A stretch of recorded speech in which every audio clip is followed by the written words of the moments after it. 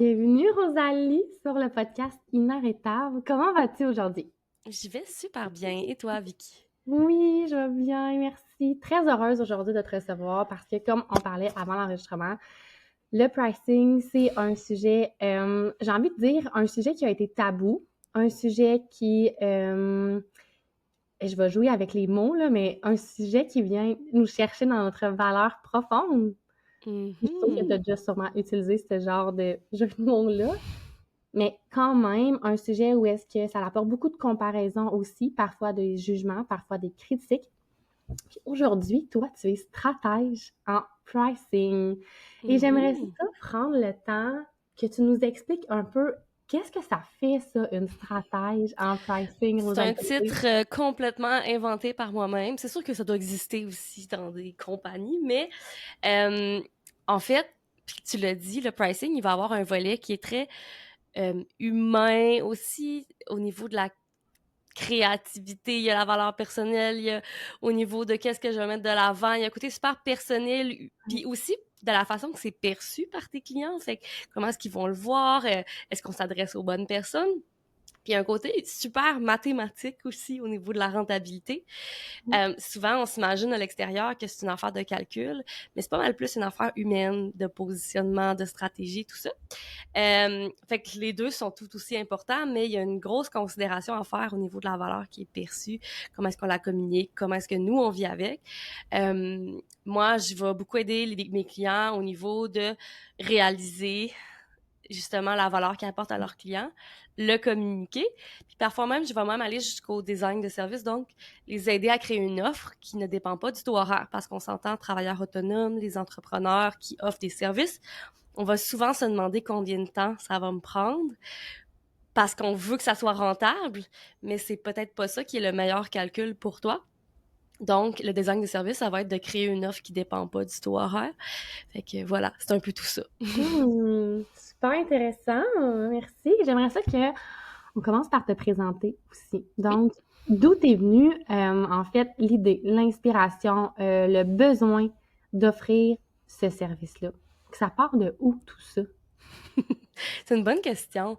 Ce qu'il faut savoir, c'est qu'à la base, moi, j'ai fait un...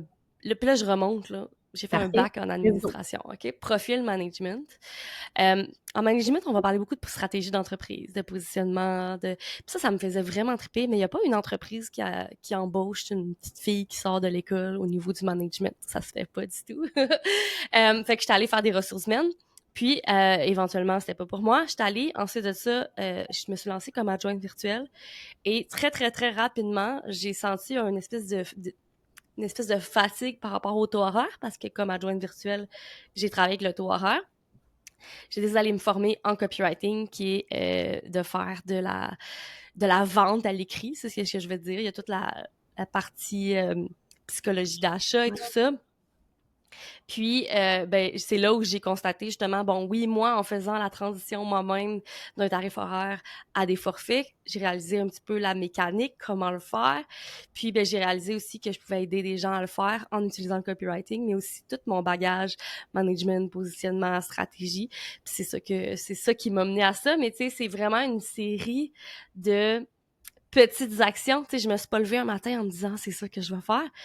Ce qui s'est passé, c'est que j'ai d'abord décidé d'offrir des services de rédaction d'offres de services. Puis là, je me suis rendu compte que ça permettait justement de montrer sa valeur. Après ça, fait que là, je suis allée faire des inventaires de la valeur. Fait que c'est toutes des petites actions qui m'ont mené à ce positionnement que j'ai aujourd'hui.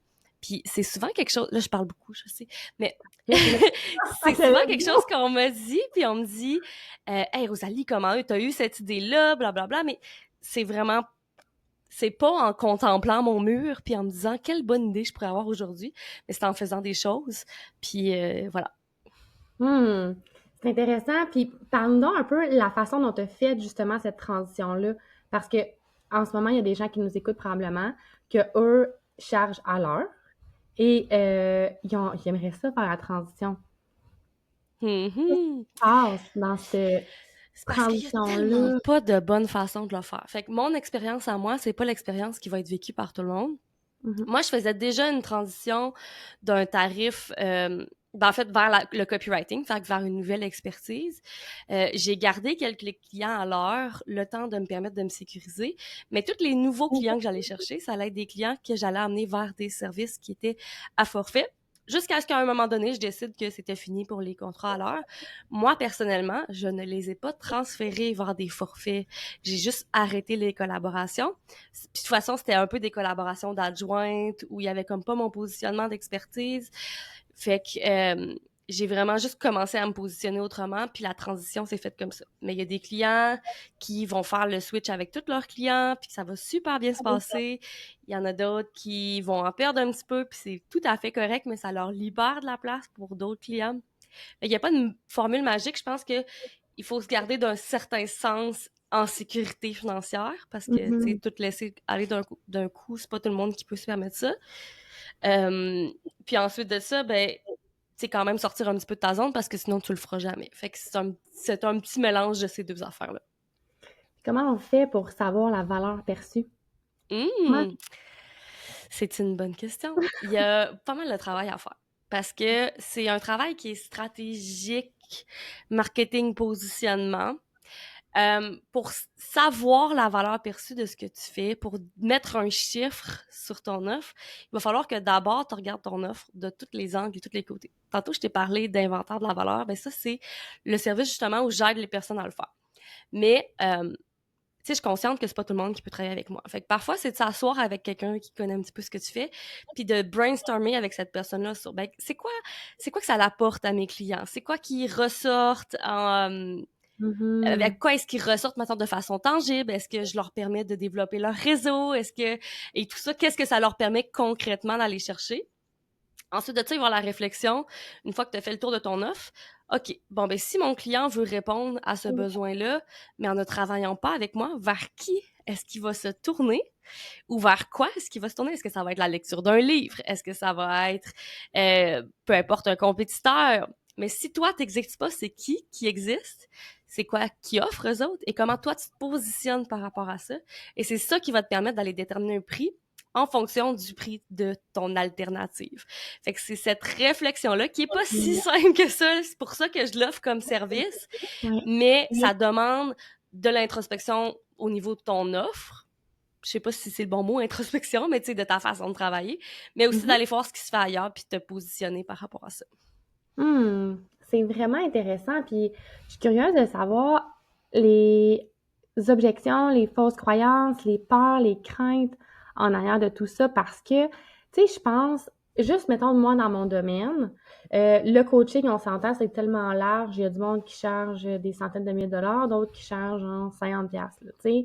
Fait que c'est tellement large versus en hypnothérapie, c'est un domaine qui est souvent perçu, donc à l'heure. Et les craintes, les peurs, les doutes des consommateurs, justement, qui viennent avec ça. Qu'est-ce que toi, comment est-ce qu'on fait pour justement amener ces personnes-là à dire, ben maintenant, c'est de cette façon-là que je vais procéder? Hmm. Mais là, il y a plusieurs choses que tu as dit, puis là, j'ai le goût d'aller dans toutes les directions. D'abord, pour ton deuxième exemple là, que tu as dit par rapport à ton client qui regarde ton offre puis qui se dit, mais ailleurs, c'est à l'heure. Ouais. C'est un gros effort de communication. Puis encore une fois, c'est pas quelque chose qui est nécessairement facile, mais c'est de se dire, là, Tabillard, j'ai une petite toux aujourd'hui, fait que je vais essayer de pas tousser en parlant. Si je me mute, ça va être pour ça quelques secondes. Parfait. Mais ça va vraiment être de communiquer sur, justement, tu sais, quand on a dit tu prends conscience de ce que tu apportes, ben, c'est quoi que tu apportes et de vendre ça plutôt que le tarif horaire. Ça se fait, même si toutes les autres font pas ça, si toi tu prends ton positionnement, que tu es clair sur ce que tu apportes, que ça se fait de se démarquer. Est-ce que tout le monde va embarquer? Non, mais ceux qui comprennent la valeur, qui voient l'intérêt, ils vont faire la transition, ils vont accepter en fait. Puis même, je dirais que ça peut devenir même un avantage concurrentiel si tu le présentes comme il faut, si tu présentes justement les bénéfices de cette tarification-là. À l'inverse, on va aller dans des milieux où, justement, on va voir toutes sortes de pricing, toutes sortes de prix ou de... Puis Mhm. là, ben, ce qu'il faut voir, c'est tu sais, ceux qui chargent très, très, très cher, c'est souvent des gens qui vont avoir des grosses réputations, qui vont travailler très fort sur leur crédibilité, parfois avoir des livres, ils vont avoir des, je sais pas, des expériences de leurs clients qui vont être très, très forts. Versus, il y en a d'autres que leur stratégie, ça va être d'aller vers un petit, petit prix, puis, tu sais, ça veut pas dire qu'ils n'ont pas il y a pas d'expérience ou pas de crédibilité, mais ça va être ça leur stratégie parce qu'ils vont aller vers de la masse, parce qu'ils ont beaucoup de crédibilité, ben ça va être de trouver un positionnement qui est fort, qui se démarque et de réfléchir aussi de quelle façon est-ce que toi t'aimes travailler parce que tu sais on en a parlé design de service mais de voir c'est quoi dans quelles conditions est-ce que tu offres le meilleur service. Est-ce que tu préfères faire du 1-1, du groupe parce qu'on a l'impression que c'est le groupe qui va faire beaucoup d'argent mais c'est pas nécessairement. C'est de voir comment est-ce que toi tu travailles bien puis de créer une offre puis de trouver un positionnement qui, tu sais, au même titre que moi, je faisais du copywriting, j'en fais encore du copywriting, mais je me positionne pas comme copywriter, je vais vraiment aller vers le stratège, vers l'idée du pricing qui est très, très, très niché puis très, très, très spécifique pour me permettre de me démarquer de la foule des copywriters qui en a de plus en plus parce qu'il y en a de plus en plus qui se font former là-dessus. Fait que je dis pas que c'est facile. Encore une fois, c'est un gros travail, mais c'est un travail qui est stratégique puis qui va ramener à long terme. 100%. Puis je trouve que tu l'expliques hyper bien de cette façon-là. Est-ce que tu aurais un exemple d'un de tes clients, de tes clientes, justement, qui a vécu cette transition-là, puis aujourd'hui, qu'est-ce qu'elle en retire? Hmm. Ben c'est quand même large dans le sens où j'ai plusieurs clients qui l'ont fait. Euh, je pense que ce que tout le monde va dire, c'est que c'est pas facile, mais une fois qu'on le fait, on veut pas revenir en arrière parce que justement, on va chercher beaucoup plus de crédibilité auprès de nos clients quand on vend pour de vrai, quand on va chercher les bons clients, quand on va chercher la bonne expérience. Euh, mais tu sais, j'ai des clients ils ont fait la transition puis ça l'a vraiment vraiment bien été là, de façon presque magique là, je vais dire. Les gens ils travaillaient déjà avec. Puis il y en a d'autres que ben ça a été plus difficile au niveau de pas de la façon que les clients l'ont reçu, mais au niveau du travail à faire pour y arriver, parce que, bon, ben, justement, le positionnement, il est peut-être un petit peu plus général, fait que là, il faut aller chercher le positionnement, il faut communiquer, puis il n'y a pas d'expérience qui est pareille, parce que j'ai des clients qui vont faire des offres de services qui vont être différentes pour tous leurs clients, puis il y en a d'autres que puis quand je dis offre de service, là, tu sais, c'est vraiment d'aller présenter une offre qui est spécifique à ce qu'il y a de besoin, fait que ça demande beaucoup de travail. Il y en a d'autres qui vont avoir des forfaits, qui vont être standards, qui vont comme tous leurs clients vont avoir le même tarif. Chacun vient avec ses défis, mais je pense que c'est très, ben pas je pense, mais c'est très, je vais dire le mot en anglais là, rewarding, là, fait que ça apporte beaucoup de satisfaction par Ouais, rapport à ça. ouais. Puis quand tu l'expliques, j'ai l'impression que ça apporte beaucoup plus de clarté, autant pour l'entrepreneur, travailleur autonome, solopreneur, que pour le client également. De savoir clairement qu'est-ce qu'il va obtenir et de savoir clairement, toi, qu'est-ce que tu offres. C'est sécurisant de faire affaire avec quelqu'un qui sait qu'est-ce qu'elle offre, qu'est-ce qu'elle amène sur la table, tu sais, Mhm. versus quelqu'un qui arrive puis que c'est très général, c'est très, j'ai envie de dire que ça sort pas du lot, là. Mhm. Donc, c'est comme, je pourrais faire affaire avec toi, mais je pourrais aussi aller faire affaire avec plein d'autres personnes parce que je vois pas à quel point est-ce que tu te démarques. Versus là, quand on fait affaire avec toi, justement, j'ai l'impression que ce travail-là apporte à dire, OK, ben moi, ma différenciation, c'est sur tel point, tel point, tel point, puis voilà ce que tu vas obtenir. Et c'est aussi cette raison-là que maintenant, mais je ne charge plus à l'heure. Mhm. Exactement. Puis, tu sais, souvent, on a l'impression, là, ça va peut-être être un petit peu bizarre que j'amène ça là, mais on a souvent l'impression que d'avoir des limites, mettons, de mettre des limites avec ses clients, on fait en sorte qu'on baisse la valeur perçue. Mais au contraire, je pense que plus on met des limites qui sont claires, plus ça va augmenter la valeur perçue, là. C'est sûr que tout est relatif, là, mais Ouais. ça va augmenter la valeur perçue quand on va arriver dans des situations où la personne a sait exactement qu'est-ce qu'elle va obtenir? Ça va être clair, l'accès à toi, disons, sur une application de messagerie entre telle heure et telle heure, ça va être super clair, qu'est-ce qu'elle va avoir accès. Tu vas pouvoir donner des exemples concrets. Mais aussi, ça montre que tu as une certaine expertise, que tu te respectes, euh, que c'est clair pour toi ce que tu as inclus. Puis ça l'augmente aussi la crédibilité que tu as auprès de la personne. Fait que moi, j'avais justement une cliente avec qui j'avais travaillé à l'heure, qui après ça est venue me chercher pour des forfaits. Puis je me disais jamais elle va accepter de travailler avec moi, étant donné qu'elle avait comme l'espèce de plafond. Mais je te dis, en 10 secondes, mon offre était acceptée parce que, ben, j'avais été super claire sur qu'est-ce que j'allais apporter, qu'est-ce qu'on allait faire ensemble, c'était quoi mes limites, qu'est-ce que je ferais pas, puis elle avait accepté tout de suite. Fait que je pense que faut pas se limiter de cette façon-là. Faut limiter nos offres, faut être Ouais. clair dans ce qu'on apporte, mais c'est pas en limitant que tu baisses la valeur perçue. Au contraire, du illimité, c'est pas clair, c'est pas concret. Exactement. Je trouve que c'est un super bon point, puis je crois vraiment que je vais le mettre dans les... je vais le couper au montage juste pour que ça soit comme voyons, L'extrait. l'extrait. Merci, c'est ça du podcast, mais 100%. Quand tu me parles de ça, j'ai l'impression aussi que ça prend énormément de travail sur soi pour être rendu à faire ce cheminement-là, pour être capable de mettre ses limites.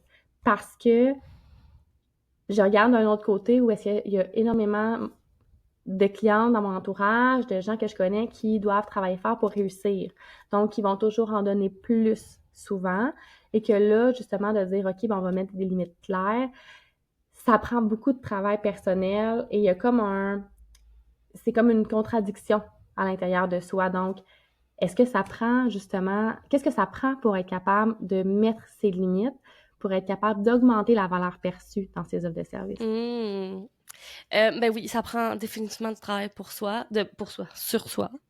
Je pense que ça prend aussi ces discussions-là qu'on a en ce moment parce que justement, on a comme le réflexe de penser que les limiter, puis là, je vais en faire plus. Puis c'est correct de vouloir en faire plus pour tes clients, là, je veux pas dire ça, mais c'est parce que des fois, on tombe dans le piège qu'on se sabote un petit peu au niveau de nos prix. Fait qu'il y a un travail sur soi, il y a un travail d'observation aussi de c'est quoi que ça vient créer. Moi, je dis souvent que quand tu offres le juste prix, mettons, pour toi et pour ton client, que tu mets des limites claires, ben vous vous rendez service à long terme.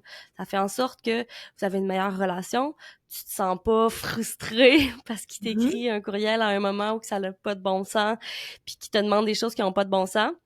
Euh, Tu sais, je veux dire, j'en ai déjà vu là des personnes qui recevaient une demande d'écrire un contenu la veille, il fallait que ça sorte le lendemain, tu sais. Ça, c'est des délais qui n'ont pas d'allure, mais tu sais, les limites n'ont pas été bien mises au début, puis ça fait en sorte que la personne, elle te perçoit vraiment comme un exécutant, puis ça, c'est souvent quelque chose qui se passe avec le tarif horaire, d'ailleurs, là. Tu sais, c'est vraiment plus facile de dire à personne de faire quelque chose à la dernière minute quand tu sais que tu vas payer 50 $ pour une heure, Ouais. ce qui a pas de bon sens. Mais ouais, c'est tout, tu sais, c'est de se dire que vous vous rendez service à toutes les deux pour une relation qui est bonne à long terme. Euh, Puis comme j'ai dit, tu sais, c'est sûr que ça prend un travail sur soi. Ça prend aussi, une fois de temps en temps, d'oublier de mettre ses limites parce qu'on se dit, ça va bien aller cette fois-ci. Je le sais, le client, il a l'air chill. Puis là, finalement, qu'est-ce qui se passe? On se fait remettre d'en face quelque chose. On se dit, oh maudit, j'aurais pas dû faire ça comme ça. J'aurais dû mettre plus de limites. Puis après ça, ben, la fois d'après, ben, on la remet la limite. Puis on la remet de façon claire. Fait que c'est des petites actions tout le temps. Puis faut pas se taper sa tête quand on les fait pas une fois de temps en temps parce que c'est juste parce qu'on a besoin de se faire rappeler pourquoi est-ce que sont là les limites. Puis, ouais, un travail sur soi qui se fait petit à petit, hein. On ne devient pas confiant fois 1000 en soi du jour au lendemain. J'aimerais ça que ça se fasse de même, mais ça se fait pas. Fait que on se laisse le temps. Ah, 100%, c'est des belles paroles sages, ça. Ça laisse plein d'espace et ça donne aussi la possibilité de faire ce travail-là. Ça m'amène à ma prochaine question. Pour fixer ses tarifs, justement, d'être capable de fixer ses tarifs d'une personne qui va charger 50 de l'heure à là, suite à l'inventaire de la valeur, de dire, OK, bien finalement, ton service, selon tout ce que vous avez fait ensemble, devrait être, je donne un exemple, de 350 de l'heure. Mhm. C'est quoi le conseil, l'outil que tu es prête à partager avec nous aujourd'hui parce que il y a souvent cette association-là avec le prix. Donc, le prix, c'est souvent associé à la valeur personnelle de la personne.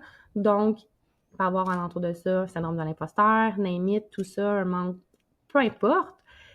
Et là, de se le faire mettre en pleine face, de dire, hey, ce que tu offres, là, ça vaut bien plus que ce que tu changes. Qu'est-ce qui se passe dans ces moments-là? Et ça t'est déjà arrivé? Ben oui, c'est déjà arrivé, mais c'est jamais arrivé avec une conclusion qu'on allait continuer vers le tarif horaire. Parce que comme tu as dit, par exemple, tu charges 50 ou 100 dollars de l'heure, puis là, on ferait une transition vers 300.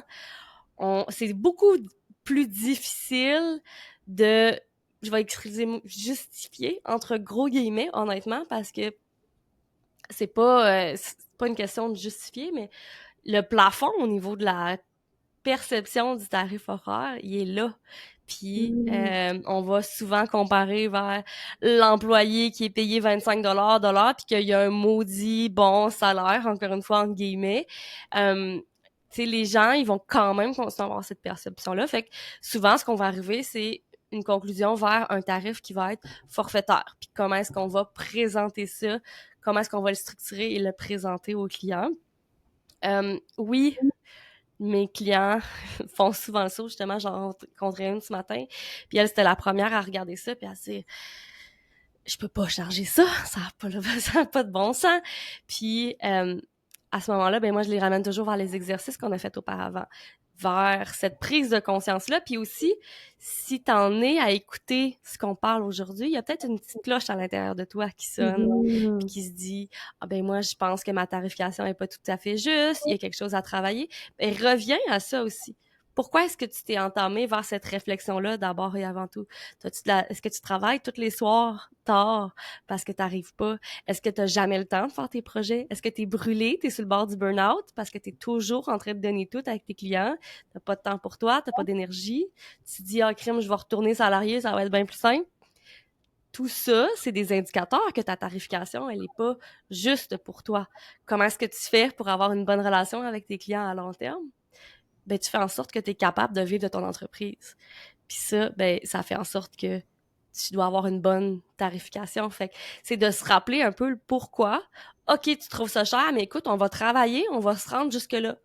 Puis on va faire en sorte que tu le vendes une première fois, puis une deuxième fois, puis une troisième fois, puis tu dises à ton cerveau, là, c'est possible. C'est intéressant. Est-ce que tu sens que parfois, il y a justement des clients que...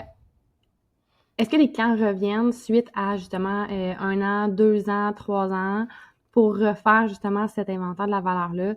Dire, OK, là, je suis rendue à un autre niveau, je fais un pivot juste dans mon entreprise, puis là, j'ai besoin justement de refaire cet inventaire de la valeur, de regarder au niveau de mes prix, de regarder au niveau de mes services, qu'est-ce qui se passe, tu sais, parce que ça, je veux dire, tu l'as raconté au début, tu en as fait des pivots en tant que travailleur autonome, il y a comme plein de chemins différents, puis ça mène justement où est-ce qu'on est aujourd'hui. Donc, comment est-ce qu'on aborde ça, justement, ce changement de positionnement-là? Ben, c'est sûr qu'on va le refaire plusieurs fois dans notre entreprise, cette réflexion-là. Moi, mes clients, souvent, ils deviennent un peu autonomes après parce qu'ils ont compris la gymnastique, un petit peu le travail. J'en ai quelques-uns qui sont revenus pour des offres différentes, pour des réflexions différentes. Fait que ça reste. Mais oui, la fixation du prix, c'est pas linéaire. Les tendances sur le marché vont changer. Il va y avoir des nouveaux joueurs. Il va y avoir des nouvelles offres. Tu sais, pas longtemps, on parlait beaucoup, ben pas longtemps, il y a quelques années, on parlait beaucoup de la formation en ligne. Là, on en voit beaucoup moins. On va plus voir de membership. OK, mais comment est-ce qu'on se positionne par rapport à ça? Toi, tu vas créer des nouvelles offres. Fait qu'au sein de ton écosystème de prix, comment est-ce que ton offre se positionne par rapport à tes autres offres? C'est toutes des choses qu'il faut que tu réfléchisses puis qui vont t'aider à bien t'assurer qu'en fait tout ça roule et fait du sens ensemble. Fait qu'il faut que tu y reviennes, oui. Souvent, je dirais peut-être pas, mais une fois de temps en temps pour juste être certain qu'on est sur la bonne voie puis que on se ramasse pas à, excusez, j'ai accroché mon micro, à se faire compétition à nous-mêmes. Fait que puis à nous-mêmes ou peu importe à se tirer dans le pied en voulant tenir mordicus au prix qu'on avait puis que c'est ça qu'on voulait faire. Fait que oui, c'est pas quelque chose qui est juste linéaire et on augmente de 5% à chaque année. Ça fonctionne pas comme ça. Puis il faut regarder ça dans son ensemble. Oui, puis j'ai l'impression que tu mets le doigt sur quelque chose qui qui est une fausse croyance aussi, tu sais, de maintenir le cap sur quelque chose qu'on a déjà installé qui fonctionne, mais qu'avec les années, maintenant avec les tendances actuelles, puis peu importe les industries, il y en a, ça va vite, Mhm. ça va vite. Je veux Ouais. dire, je regarde juste, je fais une comparaison, mais dans le domaine agricole, où est-ce qu'avant, tu achetais des machines, tu cultivais, tu vendais, maintenant, je veux dire, tu achètes une machine, ils conduisent tout seuls.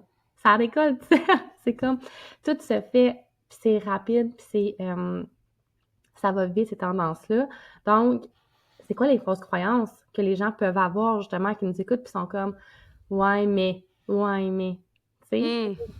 un peu sceptique, là. Il y en Qu'est-ce a que t'entends? beaucoup. Ça en est une, tu sais, que Mhm. là, je dois là, y tenir mordicus puis rester là-dessus. Mm. Il y en a beaucoup qui vont penser que ça s'adresse pas à leurs industries parce que ça se fait pas dans leur industrie. Puis un peu comme j'ai dit tantôt, tu sais, ça peut être un élément différenciateur à condition que tu communiques sur le côté différenciateur, qu'est-ce que ça apporte aux gens. Mhm. Puis tu sais, il y a pas de modèle obligatoire. Tu sais, on a l'impression que faudrait que ça soit un forfait qui est récurrent, un forfait. C'est pas obligé. On va y aller de la façon qui te convient le mieux selon toi et ton mode de vie et ta. Puis là, tu sais, je mets vraiment ça pour une personne qui offre des services parce que c'est principalement avec ce genre de personnes-là que je vais travailler. Mais ça se peut que ça soit avec ton entreprise, tes employés, peu importe. Mais c'est de voir c'est quoi la meilleure façon pour toi de fonctionner, puis de créer une offre autour de ça. Fait qu'il y a pas de... Puis c'est ça, je pense, qui dérange beaucoup les gens. Les gens, ils aimeraient ça, qui viennent me voir et que je leur dise « fais ça, ça, ça, ça, ça », puis tu cherches ça, puis là, ils ont toutes les réponses, puis je leur dis quoi faire, mais ça fonctionne pas comme ça au niveau de pricing, parce que si je fais ça, oui, tu vas avoir des résultats rapidement, mais dans 6 mois, dans 1 an, tu vas peut-être être écœuré, tu vas peut-être sentir que tu travailles pas avec les bonnes personnes, t'es pas satisfait de ton travail. Ça fonctionne pas comme ça, mais il y a beaucoup de gens qui aimeraient ça, que je leur dise quoi faire puis combien charger, mais il y a pas de machine parfaite qui va te donner un prix, malheureusement. Mhm. C'est intéressant. Je comprends tellement, moi aussi, je vis ça aussi. Est-ce que tu peux m'aider? Oui. Combien de temps ça va prendre? Je sais pas combien de temps ça va prendre, tu sais. C'est pas ma job, là, c'est la tienne. Mhm. Oh, Ouais. j'adore ça. Il y en a Est-ce vraiment que beaucoup, oui. là, tu sais, qui aimeraient ça, je leur dis, ben, ça fait-tu du sens? Je connais pas tes clients, je connais pas ton industrie, je connais pas. Tu sais, je vais faire le chemin avec toi, je vais amener les réflexions avec toi. Mais je peux pas te dire combien ça vaut parce que si ça fonctionne pas dans 1 an, Mhm. ben, je veux que tu sois capable de refaire la gymnastique, de refaire la réflexion, de refaire le travail, puis que tu aies conscience des impacts de des décisions. Fait que, tu sais, je veux que les gens soient tous capables de prendre des décisions stratégiques par rapport à leur propre prix. Ça prend cette compréhension-là. C'est vraiment, vraiment pertinent, ce conseil-là. Est-ce que tu as des exemples, en fait, de choses à ne pas faire? Hum. Qu'est-ce que tu as vu dans les entreprises, industries, et que tu suggères à nos auditeurs aujourd'hui de ne pas faire ça? Mmh. Ben, moi, c'est sûr que je ne vais pas suggérer d'aller vers des tarifs horaires pour des gens qui offrent des services. Je trouve que c'est très limitant. Mais dans certains cas, surtout pour les gens qui commencent, c'est correct de le faire, OK? Tu sais, tantôt, je parlais d'essayer des choses. Mais il faut que tu commences par essayer des choses. Fait que c'est correct de faire une tarification à l'heure. Mais je te dirais qu'à moyen long terme, il faut se détacher de ça. Il faut trouver un petit peu plus son essence stratégique, qu'est-ce qu'on veut mettre de l'avant. Mais autre que ça, il y a peu de choses que je vais dire, faut absolument pas faire ça parce que ça devient un peu catégorique. Puis je pense que tout peut, ben, je veux dire, je vais toujours être contre les choses qui vont être un petit peu manipulatrices, qui vont, euh, en fait, qui vont avoir des problèmes au niveau de l'éthique à mon niveau. Mais je pense qu'il y a quand même pas d'impératif de ceci ne fonctionne pas du tout, faites pas ça. C'est juste que je vais être un petit peu contre les modèles qui vont être ben ça c'est plus au niveau éthique je pense là mais tu sais le gros prix absolument puis il y a tu sais, sans considération de la personne qui achète. Je pense que c'est correct de prendre en considération le pouvoir d'achat. Cela dit, sans non plus entrer dans le portefeuille de la personne, c'est elle qui prend ses décisions, puis c'est elle qui sait c'est quoi son budget. Fait que ça aussi, c'est une bonne chose à prendre en considération. Tu sais, on peut pas prendre la décision à la place de nos clients. Nos clients, ils sont capables, c'est des personnes adultes qui sont capables de prendre des décisions pour elles-mêmes. Fait que, tu sais, c'est une balance. Ouais. Mais ouais. C'est intéressant ça parce que j'ai comme cette pensée-là qui me vient de me dire, je suis sûre qu'en ce moment, il y a des gens qui nous écoutent et qui disent, si je peux pas charger ça, c'est trop cher, c'est trop ci, c'est trop ça, mais d'avoir peur aussi de manquer de clients. Parce que, tu sais, veux pas, en entreprise de service, ça prend des clients pour mettre du pain sur la table. Mhm. Donc, il y a comme cette, puis tu sais, moi j'en ai parlé, puis tu le sais aussi, j'en ai, dans le sens que dans les entreprises de service, il y a eu beaucoup cette tendance-là où est-ce qu'il fallait convaincre les gens puis leur démontrer la raison pour laquelle est-ce que il y avait besoin de toi pour régler leur problématique. Sinon, c'était comme ils n'allaient pas s'en sortir, là. Ouais, il y avait vraiment beaucoup de, tu sais, de culpabilisation. Il y allait beaucoup avoir, on allait appuyer très fort sur des bobos. Puis tu sais, je je suis pas convaincue que c'est la bonne façon de faire parce que ça va fonctionner peut-être à court terme, mais à moyen long terme, la personne va dire ben je me suis fait avoir, tu sais, je me suis fait un petit peu manipuler. Euh, donc c'est ça, faut pas se le cacher là. C'est des pratiques qui sont là, puis souvent ça va être des gros prix. Cela dit, souvent la personne qui a cette réflexion, cette réflexion-là, qui se dit oh mon Dieu, je peux pas charger ça, je vais manquer de clients, c'est rarement celle qui charge excessivement Mhm. cher pour un gros programme, on s'entend. Euh, Là, je veux pas faire de généralité, je sais pas, je suis pas dans la situation de chaque personne, mais reste que c'est, de mon expérience, c'est rarement ces personnes-là. Après ça, ben, je reviens un petit peu à dire, tu sais, tu peux pas choisir à la place de tes clients. Puis, si tu veux pas manquer de clients, ben, il faut que tu aies du temps pour aller chercher ces clients-là. Puis, comment est-ce que tu fais pour avoir du temps pour chercher ces clients-là? Ben, il faut que tu aies une rémunération qui est juste. Fait que tout ça est une balance. Puis, tu sais, je le sais très bien, moi, en ce moment, si je prenais 2 mois de congé, j'aimerais bien ça, là, si je prenais 2 mois de congé, mais je sais très bien que dans 3, 4 mois, je serais pas capable d'aller chercher des clients. Tu sais, c'est un travail qui est en continu, mais ça me demande quand même de l'énergie, ça me demande d'être là, mais il a fallu que j'aille un tarif qui était juste pour être capable de me permettre d'avoir ces moments-là où je vais travailler, je vais aller enregistrer un podcast, je vais aller Mhm. travailler sur ma visibilité, offrir des ateliers à des gens, des choses qui sont pas des actions qui sont payantes tout de suite, mais qui sont dans 3, 6 mois, peut-être 1 an plus tard, mais il faut avoir du temps pour ça. Hmm. Je suis contente que tu mettes ça de l'avant parce que est-ce que justement dans la stratégie que tu fais avec tes clients, c'est quelque chose que vous mettez en place? Parce que autant que là, tu sais, je reviens à tantôt le sujet de dire, ben, si tu ne l'achètes pas, finalement, je t'envoie déjà taper à ton balle parce que finalement, tu t'en sortiras pas sans moi, tu sais. Versus là, de dire, on va faire l'inventaire de ta valeur, puis on va augmenter la valeur perçue pour que tu puisses justement offrir à tes clients le service qu'ils ont besoin, puis être capable de leur démontrer la raison. Puis suite à ça, eux prendront leurs décisions parce qu'ils sont capables, puis qu'ils sont grands, Mhm. des adultes, tu sais. Donc là, de dire, ben, en faisant ça, il y a aussi des actions à mettre en place parce que c'est pas miraculeux, tu Ouais. sais. Donc, est-ce que ça, c'est quelque chose que tu parles en tant que stratège, justement, d'être capable de dire, ben, ça, est-ce que c'est une action qui est, puis moi, j'aime bien ça dire ça, c'est une action qui est payante ou c'est une action, au Mhm. contraire, qui est pas payante, mais que tu penses qu'il l'est parce que, justement, ça va t'apporter X, Y, Z, tu sais, mais en réalité, tu seras pas contente. Tu sais, c'est pas une action qui est alignée dans ton positionnement, par exemple. Puis là, j'ai comme Mhm. l'impression que je suis en train de dire la réponse. Non, mais ben, je pense que tu as 100% raison. Effectivement, ça fait partie du travail quand on vient vers ce genre de modèle-là. Quelqu'un qui me dirait, bon, mais voici le genre de service que je veux offrir. J'aimerais ça offrir, bon, un abonnement à petit prix. OK, si tu veux faire ça, c'est le fun. Cela dit, si tu vas en vivre, voici les opportunités qu'il va falloir aller peut-être saisir. Peut-être que ça va être d'aller augmenter la visibilité. Est-ce que tu es à l'aise avec ça? Est-ce que tu as envie de te retrouver sur les projecteurs? C'est pas tout le monde qui a envie de ça. Mais sinon, est-ce que ça va être d'aller vers des groupes de réseautage? Il y a tellement des façons de faire, mais oui, ça fait partie de la réflexion. Tu sais, faut pas oublier que la crédibilité, c'est un gros point qui va jouer dans la balance au niveau de la valeur qui est perçue. Fait que comment est-ce que tu vas faire? il y a des gens qui vont avoir écrit un livre, il y a des gens qui vont avoir donné des ateliers dans des gros groupes, qui vont avoir collaboré avec des grosses entreprises, des personnes connues. C'est des choses que tu peux mettre de l'avant. Mais c'est sûr que le nombre de personnes qui va te suivre, ça va quand même être un certain facteur de crédibilité auprès de certaines personnes. On va pas faire ça de généralisation encore. Mais oui, moi, ça m'est déjà arrivé, par exemple, une cliente qui voulait... on avait fait l'inventaire de la valeur, puis là, j'ai dit, ben là, ce que ça te prend pour arriver à faire selon la technique que tu veux faire de vente, ça va te prendre d'aller augmenter ton infolette. Voici les angles que tu peux aller proposer des idées à des gens pour des ateliers, pour aller chercher des courriels.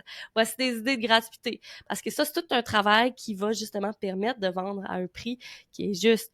De juste continuer dans ton modèle d'affaires actuel, peut-être que ça va fonctionner, mais dans bien des cas, ben, il va y avoir un travail qui va être à faire en périphérie de ton entreprise au niveau de ton positionnement, mais aussi au niveau de ta visibilité, c'est quoi les stratégies que tu vas aller mettre de l'avant. Donc, ouais, c'est assez global. Mhm. Est-ce que des fois, tu as l'impression de péter la ballonne de tes clients? Non, parce que je suis quand même très honnête. Tu sais, je veux dire, je le suis là, je le suis quand je vends. Quand quelqu'un arrive puis que je sens que la personne n'est pas prête à ça, je vais être très, très, très honnête avec la personne. Justement, en début d'année, j'ai fait un accompagnement sur le design de service, puis la première chose que je disais, c'est ça va pas être facile, tu sais, prépare-toi, écris pourquoi est-ce que tu le fais, reviens-y. Est-ce que c'est toujours parfait? Non. Est-ce que tout le monde passe toujours à l'action? Non. Mais tu sais, il y a peut-être des blocages à l'intérieur d'eux. Il y a peut-être des choses qui sont plus difficiles aussi au niveau de leur sécurité financière, puis qui font en sorte que c'est plus difficile pour eux autres de passer à l'action. Puis c'est vraiment, vraiment correct. Mais je pense que les gens, il reste que j'ai tellement été honnête et claire sur qu'est-ce que je peux faire avec toi, quel bout de chemin, mais où est-ce que je peux pas aller, que sans dire que je pète la balloune, mais je pense que les gens, ils s'y attendent puis ils sont déjà conscients quand ils s'embarquent dans le processus. C'est une bonne gestion des attentes. Ouais, il faut. Il Oui, faut. Ouais. 100%. Oui. Parce que tantôt, tu parlais de créer un membership, puis souvent, j'ai l'impression que c'est euh, les gens ont beaucoup d'attentes et oublient justement l'envers du décor. Donc, tu sais, pour être capable de vivre ton membership, ça prend beaucoup de clients. Ça prend beaucoup de clients, mais tu sais, il y a plusieurs façons, là. Puis j'entendais, c'était Caroline Villeneuve, elle avait fait... on en avait parlé justement de son membership à elle, puis elle a utilisé son membership comme un bassin pour aller chercher d'autres clients au niveau stratégie, puis d'offrir des offres qui sont plus dispendieuses. Puis ça, c'est une super de bonne stratégie, c'est une possibilité. Mhm. C'est juste que tu peux pas juste vivre juste de ton membership à 50$ par mois. Il va falloir que tu aies d'autres stratégies qui sont connexes. Puis tu sais, voilà 5 ans, c'était la formation en ligne. On pensait qu'il suffisait de créer une formation en ligne, puis crime, on allait devenir riche parce qu'on allait faire de l'argent en dormant. T'sais. Puis j'aimerais vraiment ça te dire que c'est possible. Mais si tu veux vendre une formation en ligne, faut que tu aies une communauté qui suit. Faut que tu aies des gens, faut que tu aies de l'intérêt. Fait que même si tu la vends 500$ par mois, 1000$ par mois, faut que tu la vendes, cette formation en Mhm. ligne-là. Comment est-ce que tu vas la mettre de l'avant? Comment est-ce que tu vas la vendre? Ben là, faut que du temps, faut que de l'énergie pour ça, fait qu'on s'entend que c'est loin d'être passif. Exactement. Ah, Puis c'est le super. membership, c'est la même affaire, là, j'y reviens, mais tu sais, oui, tu vas le vendre une première fois, mais dans 3 mois, il faut que tu continues de vendre à la personne qui est dans ton membership, d'en faire partie. Fait qu'il n'y a pas de modèle qui est facile, il y a juste un modèle qui te convient, puis avec lequel tu acceptes de vivre avec les plus, puis les moins, puis de comme trouver ton bonheur là-dedans, je vais dire ça comme ça. Ouais, puis je trouve ça bien parce que justement, parfois, il y a peut-être des modèles d'affaires que les gens ont, puis que c'est pas nécessairement eux qui sont adaptés à leur style de vie et à leurs ambitions, Mhm. simplement, tu sais. Donc, je trouve ça bien qu'on en parle aujourd'hui parce que ça, c'est un sujet aussi que j'observe beaucoup, puis je pense que tu l'as observé aussi. Tu Oui. t'en penses? Oui. Ouais, vraiment beaucoup. Puis, tu sais, il y a beaucoup de gens qui se disent, ah, ben, il faut que j'arrête d'offrir peu importe du service. Mais, tu sais, ça se peut que toi, tu aies besoin de beaucoup de sécurité, puis à chaque mois, puis d'avoir un service qui est récurrent, ça va te permettre d'apporter cette sécurité-là. Fait qu'il faut voir un petit peu c'est quoi ta personnalité, c'est quoi que t'aimes faire, c'est quoi que t'aimes moins faire.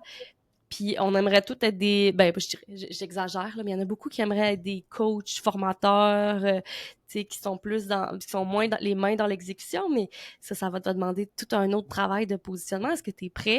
Est-ce que tu as envie de faire ça? Puis si oui, go, on va y aller, on va faire un plan. Mais si c'est pas tout à fait ça que tu as envie, puis ça te rend inconfortable, ben, il va y avoir d'autres façons de faire. Mhm, Puis c'est mhm. correct d'être exécutant, parce que ça en prend des bons exécutants, tu sais. Oui, 100%, mais ça veut pas dire que ça va être autre chose dans 3 ans, là. Non, c'est ça. Fait il a commencé à quelque part aussi dans ta zone de génie à toi. Ouais.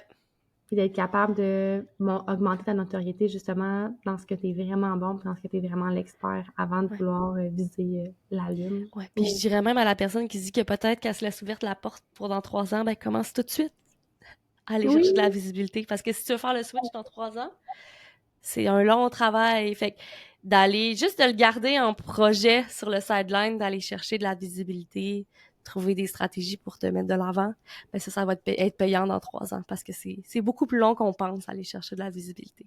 mhm. J'ai l'impression que comme tu as répondu avant de savoir c'est quoi ma prochaine question, mais on la pose d'un coup qu'il y a autre chose qui te pop. Qu'est-ce que tu aimerais dire? En fait, qu'est-ce que tu aimerais que les gens retiennent à propos du pricing de valeur? Euh, J'espère vraiment d'abord et avant tout que j'ai pas pété votre bulle. Ça, c'est vraiment quelque chose qui me rendrait triste de penser que les gens n'ont pas envie de le faire. Honnêtement, je pense que c'est le genre de choses qu'une fois que tu traverses de l'autre côté, t'as pas envie de revenir en arrière. Ça vaut la peine, ça vaut l'énergie, ça vaut le travail. Mais oui, c'est du travail. Puis t'es pas obligé de travailler avec un stratège, mais sors de ta tête, sors de tes habitudes, essaie de regarder ton offre de l'extérieur, donne-toi la chance d'essayer des choses, Mhm. essaye-le, puis donne-toi la chance de peut-être te tromper, mais c'est pas grave, parce qu'au moins tu vas essayer des choses. Fait que je pense que ça vaut vraiment la peine de faire la transition parce que c'est vraiment libérateur, puis on a besoin d'avoir des entreprises qui roulent autour de nous et non pas nous qui doivent toujours pédaler vraiment, vraiment vite, puis être tout le temps essoufflés parce que dans 2, 3 ans, c'est pas soutenable, puis ça fonctionnera plus. C'est une belle image. Ouais, Vraiment.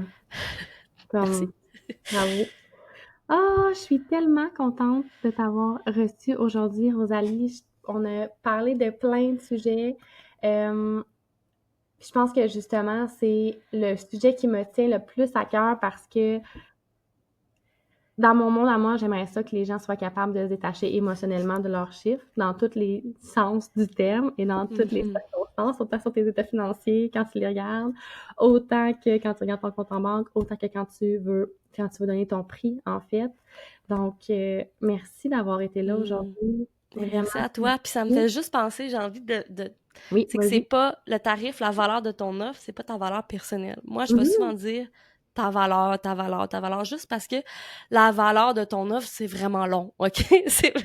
Mais c'est pas attaché à ta valeur personnelle en tant qu'humain, parce qu'il y a des gens extraordinaires qui font des offres à 17 $ et c'est très bien et c'est parfait, c'est par rapport avec, tu sais, c'est pas parce qu'ils ont une basse valeur, c'est pas ta valeur personnelle. C'est vraiment important de le différencier, mais c'est savoureux. Puis merci pour l'invitation. Je suis vraiment, vraiment contente d'être venue. Je m'excuse, je l'avais dit tantôt. C'est bon. Où est-ce qu'on peut te retrouver, les gens qui veulent avoir accès à tes services, qui veulent te découvrir? Où est-ce qu'on te retrouve? Bien, sur Instagram, Rosalie Côté. Sinon, mon site internet est en train de se refaire, donc dans les prochaines semaines, je sais pas quand est-ce que ça va sortir l'épisode, mais vous allez voir rosaliecoté.com. Mon infolettre, c'est l'endroit où je vais vraiment plus jaser de tout. Donc, j'ai vraiment des beaux commentaires des gens qui me suivent parce que ben, je pense qu'on a une belle connexion ensemble. Fait que si jamais tu veux entendre tant mes histoires que ceux que je vis avec mes clients, ben c'est le bon endroit pour venir me rejoindre. J'ai d'ailleurs 6 conseils pour faire des ventes quand tu es introverti, si jamais les gens veulent aller euh, télécharger ça. Je l'ai écrit quand je commençais en copywriting, mais c'est encore full l'actualité. Puis je pense que ça valide beaucoup les gens dans ce processus-là. Fait que voilà. Ah, super! Tous les liens vont être dans la légende du podcast, donc vous allez pouvoir aller télécharger les 6 conseils de Rosalie et découvrir aussi sur toutes les plateformes où est-ce qu'elle est, qu'est-ce qu'elle fait, comment. qui elle est en fait dans toute sa splendeur. Donc, merci énormément pour ton temps, pour tes conseils, pour les pépites d'or que tu as partagées aujourd'hui. Vraiment, je trouve qu'on a parlé de sujets, ben, en fait, de ce sujet-là qui est tellement important et qui va faire en sorte que les gens vont pouvoir justement attirer à eux. Comment tu as dit ça tantôt? Que les entreprises vont graviter autour d'eux et non pas qu'eux vont graviter autour des entreprises. Mhm. Merci. Voilà. Merci.